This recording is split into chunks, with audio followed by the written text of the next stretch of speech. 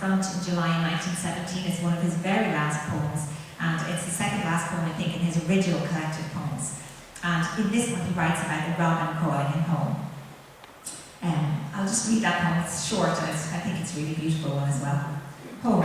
A burst of sudden wings at dawn, faint voices in a dreamy noon, evenings of mist and murmurings, and nights with rainbows of the moon.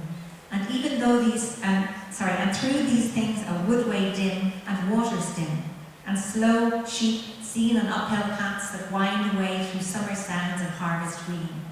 There is a song a robin sang this morning on a broken tree. It was about the little fields that call across the world to me. So as I said, that was a little plaque on the statue, and it was also in the film this morning, and if you saw it, Neil Tobin read those lines. So Slane and its fields, its doors, its birds, and of course its people called to Francis Ledwidge all of his life. And in calling them, they call to us, because I think he captures those calls so authentically, and that longing for home, for the familiar, and for nature. It is a universal longing, but I think Ledwidge captures it in all its bittersweetness in his poetry. And I think it's very fitting today that Rosemary, your Grammars of Ledwidge's love, Ellie Molly, has given us the keynote speech about the Ledwidge, and it's did a beautiful job as well with lovely slides. Rosemary and her husband Colin, and before her mum and dad, Peter and Pearl, were instrumental in establishing the Ledwidge Museum and keeping it and the legacy of Ledwidge and his home place alive. And I think we owe them an enormous debt for that, for holding on to those memories, and especially for kind of the personality and the surroundings of Ledwidge for us. So that's all I have to say today. Thank you very much.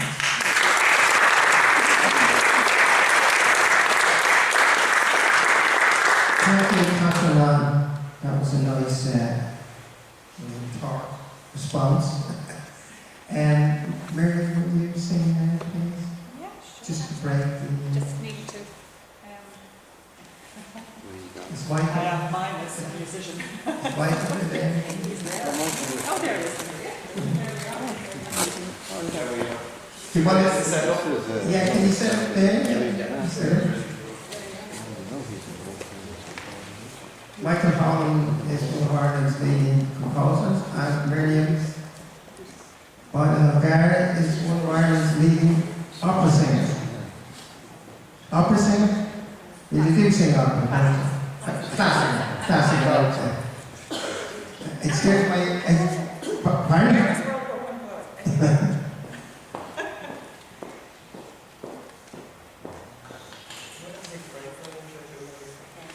Okay, take it.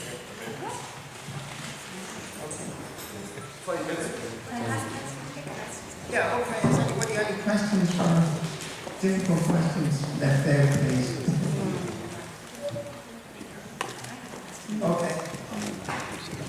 I have a question. I'm just wondering if Rosemary would know where it was Ledwidge's mother from. Oh, she was from just what you call the pattern saying. It's on Cullen Road at Slane. Yeah, she was a Lynn.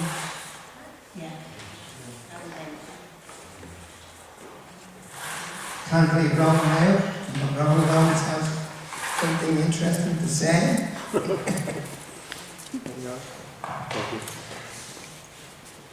Do you know what Francis Ledwidge's reaction to the 1916 Rising was?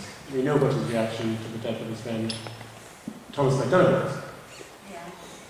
Well, I think we always have these putting that got leave.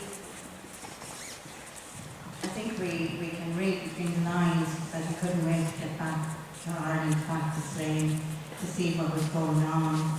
Obviously, he was a British soldier, so he couldn't. I don't think he ever thought of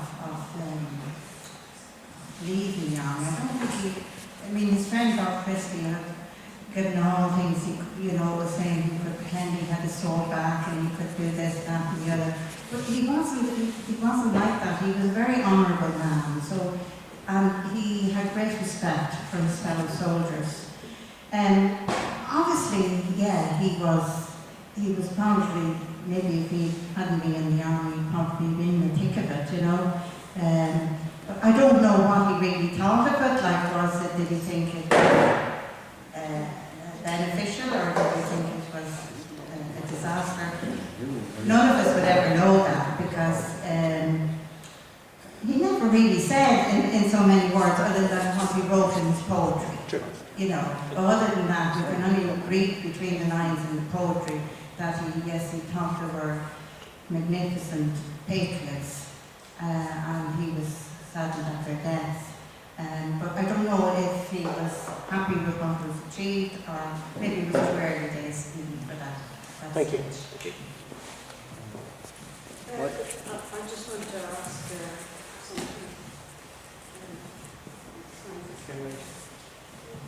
You said you had a big following kind of worldwide from everywhere. I'm just wondering, has his work been translated into many different languages? Not that I'm aware of, but for English speaking mainly, but we had people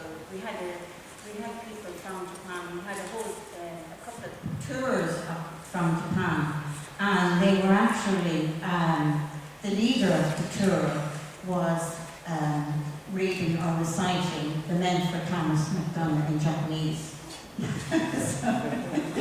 so she obviously translated it, or someone there did translate it, but we're not aware of any publications. I don't know, Lee might know of any. I certainly don't know of any publications. Okay, Lee. Well, firstly for yourself, Okay. Rachel. Right. Yeah, Rachel, there are no translations on note, but bear in mind that it was only after the exhibition at the Verdun Youth at the Imperial War Museum a few years ago that, and really as a result of Seamus Heaney's poem in memorial of Francis Ledwidge, that he became known to the attention of all the English and outside of Ireland. And since then, of course, it's beginning to get known. So I'd say in the future there will be, but it's early days yet. Yeah. And the other, to Ronan, in the poem alluded to by Rosemary Currabwee, he said, "For am I not of those who reared the banner of old Ireland high, from GPO to Turkish shores, and where the Vardar loudly roars." So what he's saying there is he sees what the Irish are doing the same as the lads in the GPO. And what your own view might be, that was his view, Sure. that they were playing their own part. Okay, thank you. Well, just to comment on that, I don't think Noel Harris or Kevin Myers would agree with that. Thankfully, Anybody else? Thankfully, they're not here, Michael. No. Anybody else have a question? I feel that Yes. Francis Ledwidge in his own way was a great patriot. That's all I can say. Yeah, well, I think everybody here would agree with that. Can I have a round of applause for that?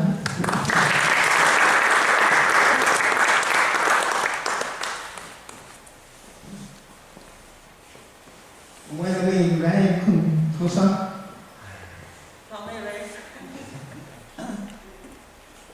They need the microphone. Ladies and gentlemen, I think I'm all right. You can hear me. I don't think you ever need a microphone. I would just like to thank Michael, who got in contact with me, for inviting me, and for Liam O'Mara again for the work he does is just extraordinary. The last time I was here was for a Ledwidge occasion too. I'm sure a few of you were at it, the History Ireland event, and Michael was here that day too. And I know Rosemary and I know Colin, and they fed me so much literature and research and gave me so much support when I was doing my thesis on Francis Ledwidge back in 2012, which was kind of researched in 2010, 2011. So we all know each other, we've all come from out of the we're all here today in this very special place, and thank you very much for the opportunity. Really, I'm very grateful to the Society for the invitation. Michael, do you want to? Yeah, the first piece we're going to play is Cruban. This is a setting of the poem Cruban, and it's from a cycle which I composed for the centenary of Francis Ledwidge, and it was premiered in the Church of Ireland in Slane. And there are 13 songs in the cycle for soprano, oboe, caramba, and piano. And we've played actually a few here one night a few years ago. And Cruban is a place that I did a lot of being, I am not a native of Drogheda or Meath and a Dub. So I had to do a lot of walking in the Boylan Valley in my Wellingtons, along with Susan Connolly, the poet, who actually she was working on a cycle of poems about Ledwidge, and then I was working on a musical, and I suppose both of us sort of had different views. But this place, Cruban, where I walked, it's actually close to the River Boyne, and the River Boyne is very magical around there. The River Boyne nearly, when you follow the River Boyne from Cruban, there's actually a very old super engine, the old Kings of Leinster, and then directly facing Cruban is the Mound of Knowth, one of the great megalithic tombs. But the river down there is very magical, and most of the time I think you really need Wellingtons, but when you look back at Cruban and look at the house of Cruban on the hill, you see this kind of wall. Behind the vegetation is probably a geological sort of cliff. So it's quite a mysterious place, and it's very ancient in terms of going back into Irish prehistory. So I was very conscious of that poem, Cruban. And sort of when we were out there, we were tossing around sort of ideas, and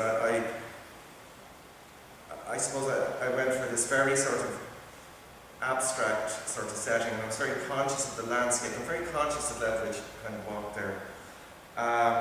So just before we do the song, I'd just like to read you, say, a short poem by Susan Connolly from Ypres, July 1917, Francis Ledwidge Thinking About Home. And again, she was influenced by this walk we had at Curragwee, Cruban, that area. So this will give you a bit of an idea as well of what I was thinking of. Francis sees foxes, Susan sees deer.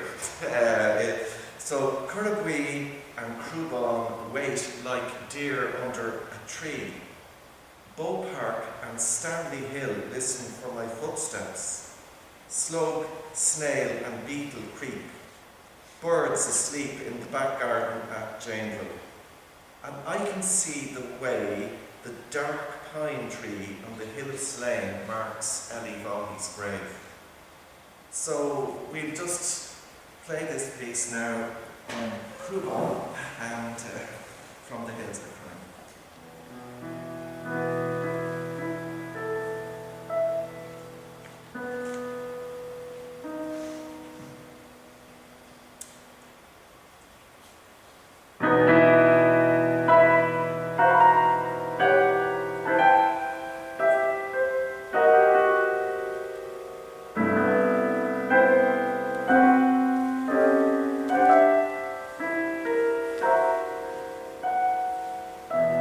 White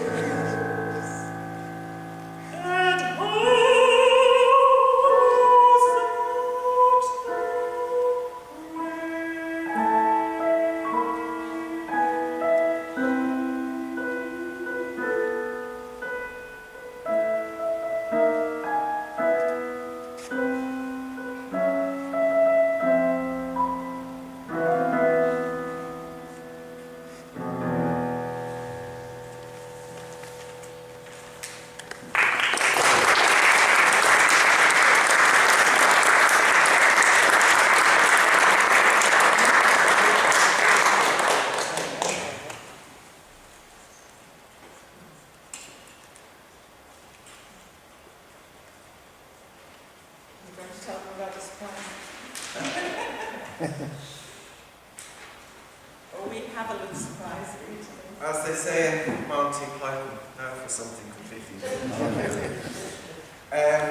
Miriam told me about the festival that was on, and I was actually in the middle of working on the upcoming plan, Drada, and I'm doing a cycle of piano pieces on the great mathematician Ron Hamilton, who had the epiphany at Broombridge in Cabra.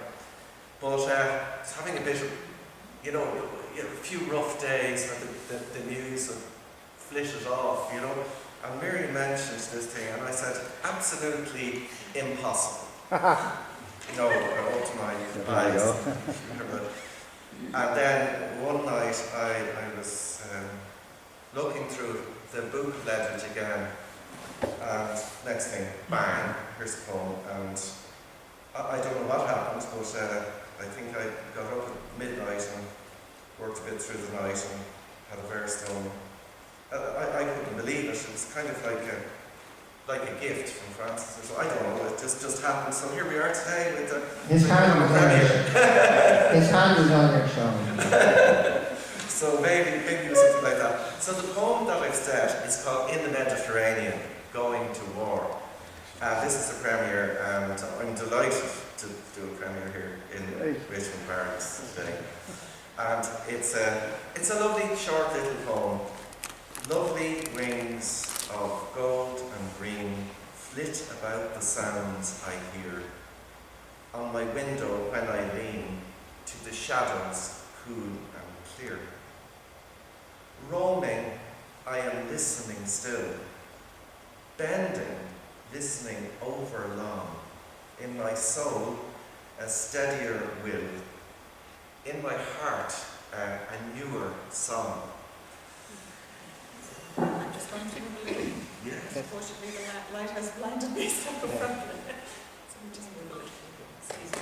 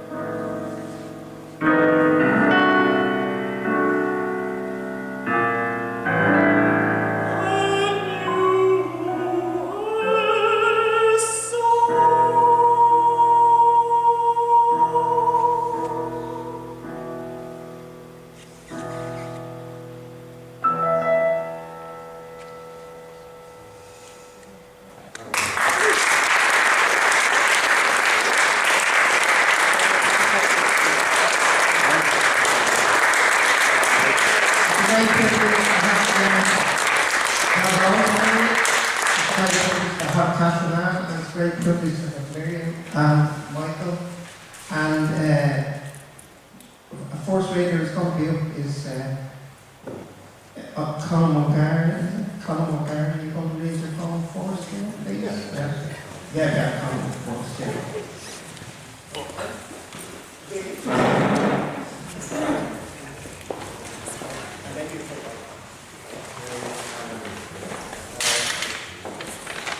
Miriam, I don't think I'll ever get used to hearing that voice coming out of that body. It seems so unreal. Oh, really? Okay. Of course, Michael's with the other thing. Beautiful as ever. So that was spectacular. Really was. Okay. That all right? Maybe this one might be better than that one. Yeah. We'll see how we go. Right, my name's Colin Kilbury. I just happen to be Miriam's husband. Now, I'm not a poet. I'm a mathematician. I'm a math teacher. And, but it's a hobby of mine writing poetry. I've turned my hand to trying. And the poem I've written for today, it isn't specifically about Francis, but it's inspired by him. And the young men who went off to that terrible war.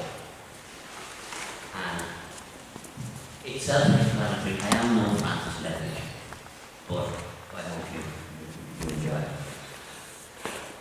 It's marching off to war from Richmond Barracks.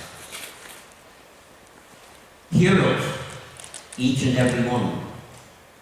Young men who gave their lives to strive and fight for what they believed to be the side they believed to be right. Young yearning men on either side of the then great divide. Young men filled with fearless cheer who wished to woo young maidens who would await them. Yet many would never again appear. In their pristine uniforms, innocent to the last, they marched with pride to the dockside, to the mothership within whose womb they would be guided upon the waves unto their fate, to take the lives of the enemy hated. Then traumatized,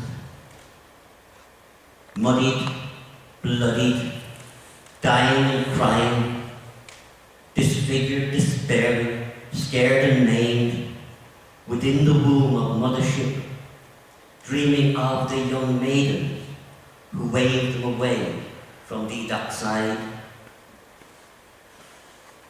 only to find, when they arrived, trudging soulless back from war, pariahs each and every one, abandoned by their beloved state, and young maidens who would love them nevermore.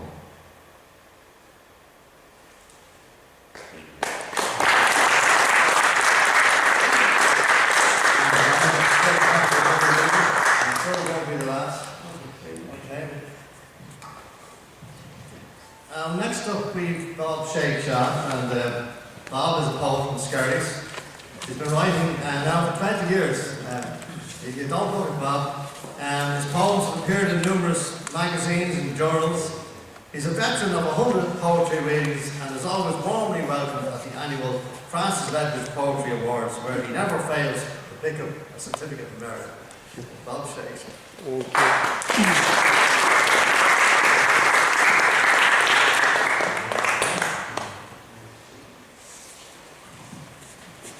Good afternoon, everyone. The first poem, the collection I have here at the moment, they deal about Dublin. And the seeds for these poems were given to me by my good wife, who is a true born and reared in North Kingstree.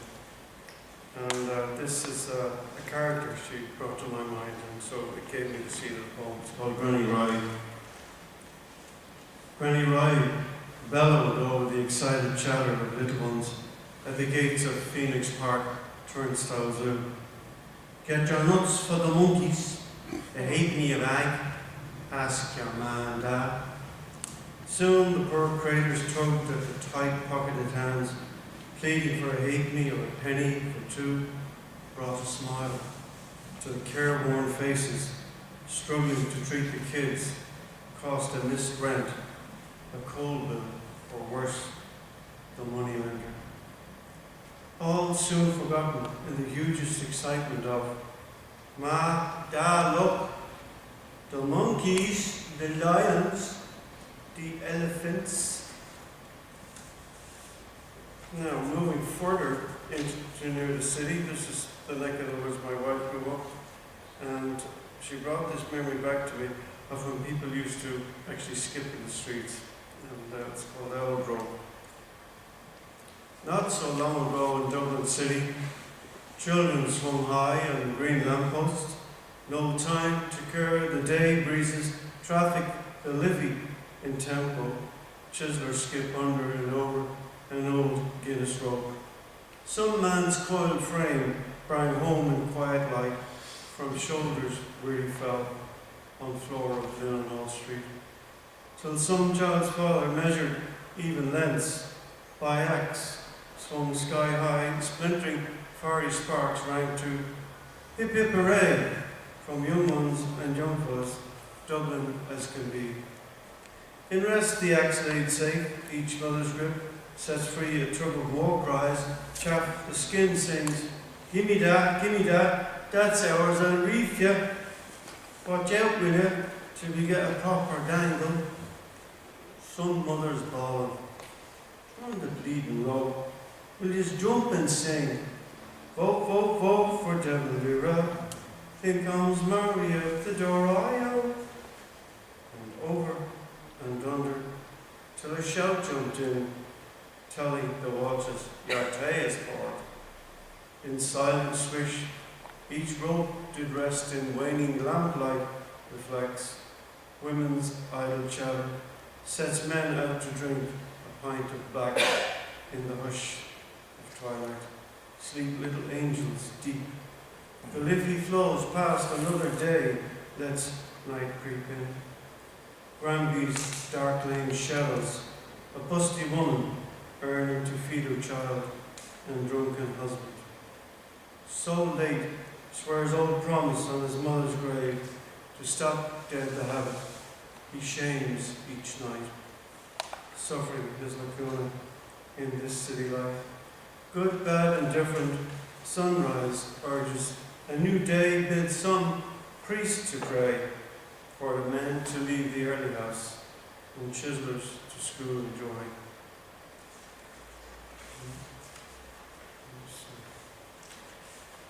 I'll move on from this anthology that I'm involved in, that the Art Guild and Creative Writers. It has a sense about it that might be a little softer and more appealing. Lodestone. A flower has opened my heart.